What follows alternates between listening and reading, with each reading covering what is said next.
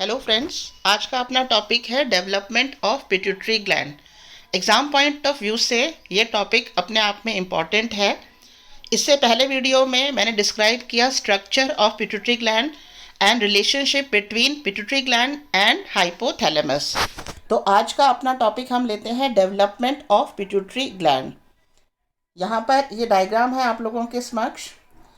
जैसा कि इसमें स्ट्रक्चर में आपको बताया था कि पिट्यूटरी ग्लैंड जो है उसमें 3 लोब्स होती हैं, anterior lobe, intermediate lobe and posterior lobe, जिसमें से एंटीरियर लोब और इंटरमीडिएट लोब जो है उसे क्या कहा जाता है, एडिनोहाइपोफाइसिस। और पोस्टीरियर लोब जो होती है उसे क्या कहा जाता है, न्यूरोहाइपोफाइसिस। एडिनोहाइपोफाइसिस क्या बताया था, 3/4 पार्ट बनाती है पिट्यूटरी ग्लैंड का, और इसके अंदर जो सेल्स होते हैं ये अपने हार्मोन सिक्रीट करते हैं। जबकि न्यूरोहाइपोफाइसिस वाला जो पार्ट है इसके अंदर हाइपोथैलेमस द्वारा सिक्रीट किए गए न्यूरो हार्मोन्स आकर के स्टोर होते हैं, और ये इसका पोस्टीरियर पार्ट है। तो यहाँ इसका जो डेवलपमेंट है, इसका डेवलपमेंट भी किससे होता है, एक्टोडर्म से होता है। और जिसमें न्यूरोहाइपोफाइसिस किससे कनेक्टेड है, इनफंडिबुलम के द्वारा डायंसिफेलॉन से कनेक्टेड है ना। इनफंडिबुलम के द्वारा किससे कनेक्टेड है, डायंसिफेलॉन से। तो यहाँ हम इसका उल्टा चलते हैं। यहाँ पर डेवलपमेंट के टाइम पर क्या होता है, मस्तिष्क के डायंसिफेलॉन भाग से इनफंडिबुलम नामक आउटग्रोथ निकलती है और वो नीचे की तरफ वृद्धि करती है, ठीक है। और एडिनोहाइपोफाइसिस का डेवलपमेंट किससे होता है, भ्रूण की ग्रसनी के पृष्ठ सतह से यानी डॉर्सल सरफेस से एक पाउच निकलता है जिसे कहते हैं राटके कोष्ठ, और यह कोष्ठ ऊपर की तरफ बढ़ता है। अब यहीं पर ही इसको डायग्राम से हम समझते हैं। यहाँ पर शो किया गया है, ये डायग्राम शो किया गया है।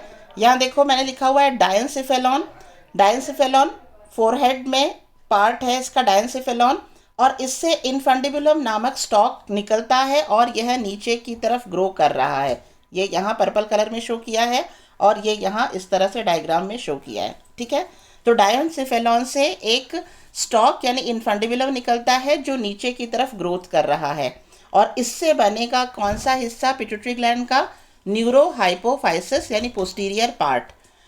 और क्या बताया था, एम्ब्रियो का जो फेरिंक्स वाला भाग है, ये फेरिंक्स वाला भाग है, इसके डॉर्सल साइड से एक पाउच निकलता है जो ऊपर की तरफ बढ़ रहा है। यहाँ ये दिख रहा है, ये डॉर्सल साइड से पाउच निकलता है जो ऊपर की तरफ बढ़ रहा है, और इस पाउच को क्या कहते हैं, राटके पाउच, ठीक है।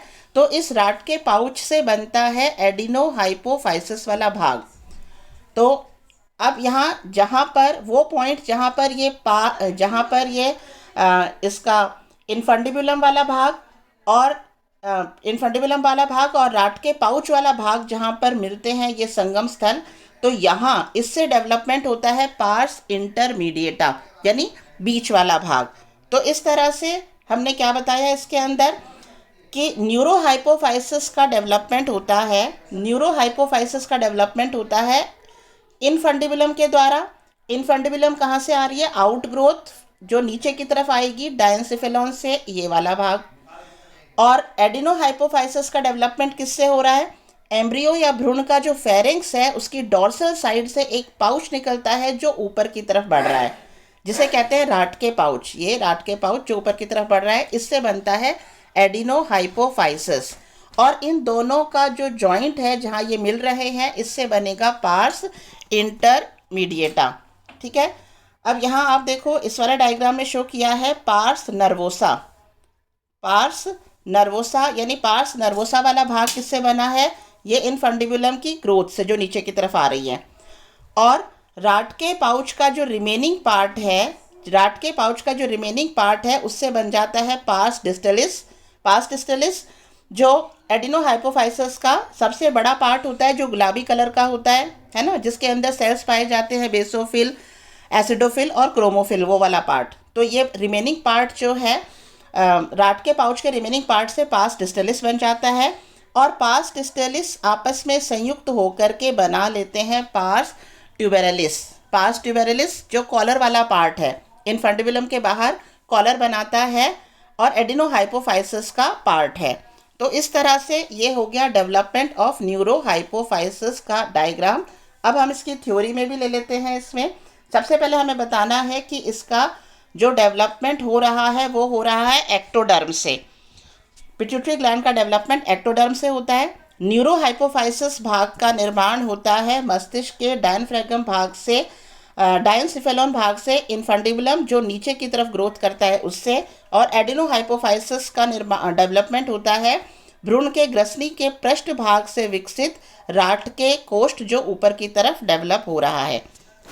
और इन दोनों के संपर्क के कारण बनता है बीच वाला भाग पार्स इंटरमीडिएटा, और राट के पाउच का ही शेष भाग जो रिमेनिंग पार्ट है वो बना लेता है पार्स डिस्टेलिस वाला पार्ट, और पार्स डिस्टेलिस के संयोजन से बनता है पार्स ट्यूबेरलिस। तो इस तरह से ये हो गया डेवलपमेंट।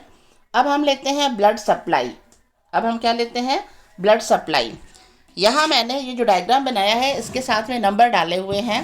हम पॉइंट वाइज नंबर वाइज लेंगे इसको। सबसे पहले हम लेते हैं नंबर 1 यानी internal carotid artery. Internal carotid artery आंतरिक ग्रीवा धमनी। आंतरिक ग्रीवा धमनी ब्लड सप्लाई करने के लिए एंटर होती है पिट्यूटरी ग्लैंड में, और पिट्यूटरी ग्लैंड में एंटर होने के बाद में नंबर 2 हम आ जाते हैं एंटीरियर, और नंबर 3 हम आ जाते हैं पोस्टीरियर। यानी 2 भागों में बट गई। एक भाग चला जाता है कहाँ पर? एंटीरियर पिट्यूटरी ग्लैंड में, और दूसरा कहाँ जाता है? Posterior pituitary gland. तो उसके हिसाब से इसका नाम क्या है? Anterior pituitary artery which supplies blood to adenohypophysis part of pituitary gland. और दूसरा क्या है? Posterior pituitary artery which supplies blood to neurohypophysis part of adrenal of pituitary gland. इसके साथ ही यहाँ देखो ऊपर की साइड में, यहाँ पर यानी ऊपर की साइड एक आर्टरी जाती है जो ब्लड सप्लाई करेगी। ऊपर क्या चीज़ उपस्थित है? किससे कनेक्टेड है ये? To hypothalamus. तो ये पार्ट जाता है, ये आर्टरी जाती है हाइपोथैलेमस को ब्लड सप्लाई करने के लिए। इस तरह से इंटरनल कैरोटिड आर्टरी आंतरिक ग्रीवा धमनी जो ब्लड सप्लाई करने के लिए एंटर होती है पिट्यूटरी ग्लैंड में, आगे जाकर के 2 आर्टरीज में बंट गई, anterior and posterior pituitary artery, और ऊपर की तरफ हाइपोथैलेमस में ब्लड सप्लाई भी करती है। हाइपोथैलेमस में ब्लड सप्लाई कर, जब ये अपने अपने पार्ट में ब्लड सप्लाई करना मतलब अब ये कैपिलरीज में बंट गई वहाँ जाकर के, है ना। और ये यहाँ पर जब हाइपोथैलेमस में ब्लड सप्लाई हो गया उसके बाद में हाइपोथैलेमस से वेन्यूल्स जो निकलते हैं, वेन्यूल्स जो निकलती हैं, ये ब्लू कलर की वेन्यूल दिखाई है, ये वेन्यूल्स जो निकलती हैं ये वेन्यूल जो है किस तरफ आ रही है? पार्स डिस्टेलिस वाले पार्ट में। ये वेन्यूल ब्लू कलर में दिखाई है, पार्स डिस्टेलिस वाले पार्ट में एंटर होती है, और यहाँ आकर ये बनाती है hypophyseal portal system. Hypophyseal portal system. तो इस तरह से ये क्या शो कर रहा है? Blood supply to pituitary gland and hypothalamus. बहुत इजी डायग्राम है। हम जो नंबर डाले गए हैं इन नंबरों के हिसाब से इसको आराम से एक्सप्लेन कर सकते हैं। That's all about the topic. Thank you.